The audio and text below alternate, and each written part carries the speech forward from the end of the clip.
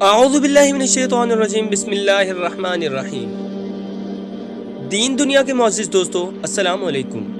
قصہ آخر الزماں بنام محمد مصطفیٰ صلی اللہ علیہ وآلہ وسلم آپ کی خدمت میں لے کر حاضر ہوئے ہیں، جو کہ مرحلہ وار قسط کی صورت میں آپ تک پہنچایا جائے گا، جس میں آپ صلی اللہ علیہ وآلہ وسلم کی حیات پاک کا مطالعہ کیا جائے گا۔ قصہ شروع کرنے سے پہلے تمام دوستوں سے گزارش ہے چینل کو سبسکرائب کر لیں، گھنٹی کے نشان کو دبا دیں تاکہ نئی آنے والی اقساط آپ تک پہنچائی جا سکیں۔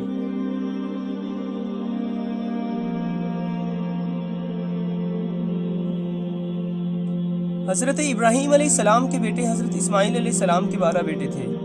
ان کی نسل اس قدر ہوئی کہ مکہ مکرمہ میں نہ سما سکی اور پورے حجاز میں پھیل گئی۔ ان کے ایک بیٹے قدار کی اولاد میں عدنان ہوئے، عدنان کے بیٹے معد اور پوتے کا نام نزار تھا۔ نزار کے 4 بیٹے تھے، ان میں سے ایک کا نام مصر تھا۔ مصر کی نسل سے قریش بن مالک پیدا ہوئے۔ قریش کی اولاد بہت ہوئی، ان کی اولاد مختلف قبیلوں میں بٹ گئی۔ ان کی اولاد سے قصا نے اقتدار حاصل کیا۔ قصا کے آگے 3 بیٹے ہوئے، ان میں سے ایک عبد مناف تھے، جن کی اگلی نسل میں ہاشم پیدا ہوئے۔ ہاشم نے مدینہ کے ایک سردار کی لڑکی سے شادی کی، ان کے ہاں ایک لڑکا پیدا ہوا، اس کا نام شیبہ رکھا گیا۔ یہ پیدا ہی ہوا تھا کہ ہاشم کا انتقال ہو گیا۔ ان کے بھائی مطلب مکہ کے حاکم ہوئے۔ ہاشم کا بیٹا مدینہ منورہ میں پرورش پاتا رہا۔ جب مطلب کو معلوم ہو گیا کہ وہ جوان ہو گیا تو بھتیجے کو لینے کے لیے خود مدینہ گئے۔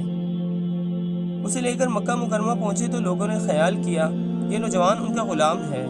مطلب نے لوگوں کو بتایا یہ ہاشم کا بیٹا اور میرا بھتیجا ہے۔ اس کے باوجود لوگوں نے اسے مطلب کا غلام کہنا شروع کر دیا۔ اس طرح شیبہ کو عبد المطلب کہا جانے لگا۔ انہی عبد المطلب کے یہاں ابو طالب، حمزہ، عباس، عبداللہ، ابو لہب، حارث، زبیر، زرار اور عبد الرحمن پیدا ہوئے۔ ان کے بیٹے عبداللہ سے ہمارے نبی کریم صلی اللہ علیہ وآلہ وسلم پیدا ہوئے۔ عبد المطلب کے تمام بیٹوں میں حضرت عبداللہ سب سے زیادہ خوبصورت اور سب سے زیادہ پاک دامن تھے۔ عبد المطلب کو خواب میں زمزم کا کنواں کھودنے کا حکم دیا گیا، یعنی حضرت اسماعیل علیہ السلام کے کنویں کو۔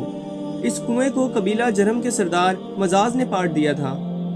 قبیلہ جرہم کے لوگ اس زمانے میں مکہ کے سردار تھے اور بیت اللہ کے نگران تھے۔ انہوں نے بیت اللہ کی بے حرمتی شروع کر دی۔ ان کا سردار مزاز بن عمرو ایک اچھا آدمی تھا۔ اس نے اپنے قبیلے کو سمجھایا بیت اللہ کی بے حرمتی نہ کرو، مگر ان پر اثر نہ ہوا۔ جب مزاز نے دیکھا ان پر کوئی اثر نہ ہوتا تو قوم کو اس کے حال پر چھوڑ کر وہاں سے جانے کا فیصلہ کیا۔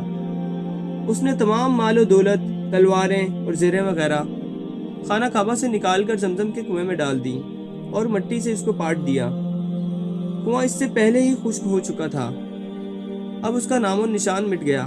مدتوں یہ کنواں بند پڑا رہا۔ اس کے بعد بنو خزاعہ نے بنو جرہم کو وہاں سے مار بھگایا۔ بنو خزاعہ اور قصا کی سرداری کا زمانہ اسی حالت میں گزرا۔ کنواں بند رہا یہاں تک کہ قصا کے بعد عبد المطلب کا زمانہ آ گیا۔ انہوں نے خواب دیکھا۔ خواب میں انہیں زمزم کے کنویں کی جگہ دکھائی گئی اور اس کے کھودنے کا حکم دیا گیا۔ حضرت علی رضی اللہ تعالیٰ عنہ سے روایت ہے کہ عبد المطلب نے بتایا، میں حجر اسود کے مقام پر سو رہا تھا کہ میرے پاس ایک آنے والا آیا۔ اس نے مجھ سے کہا طیبہ کو کھودو۔ میں نے اس سے پوچھا طیبہ کیا ہے، مگر وہ کچھ بتائے بغیر چلا گیا۔ دوسری طرف رات پھر خواب میں وہی شخص آیا، کہنے لگا براہ کو کھودو۔ میں نے اس سے پوچھا براہ کیا ہے، وہ کچھ بتائے بغیر چلا گیا۔ تیسری رات پھر میں اپنے بستر پر سو رہا تھا، پھر وہ شخص خواب میں آیا، اس نے کہا مجنونہ کو کھودو۔ میں نے اس سے پوچھا مجنونہ کیا ہے، وہ بتائے بغیر چلا گیا۔ اس سے اگلی رات میں پھر بستر پر سو رہا تھا، وہی شخص پھر آیا اور بولا زمزم کھودو۔ میں نے اس سے پوچھا زمزم کیا ہے،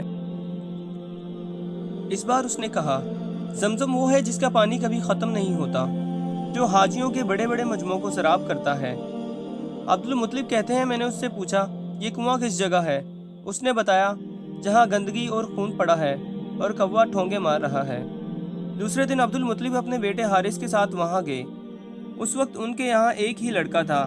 انہوں نے دیکھا وہاں گندگی اور خون پڑا تھا اور ایک کوا ٹھونگے مار رہا تھا۔ اس جگہ کے دونوں طرف بت موجود تھے اور یہ گندگی اور خون دراصل ان بتوں پر قربان کیے جانے والے جانوروں کا تھا۔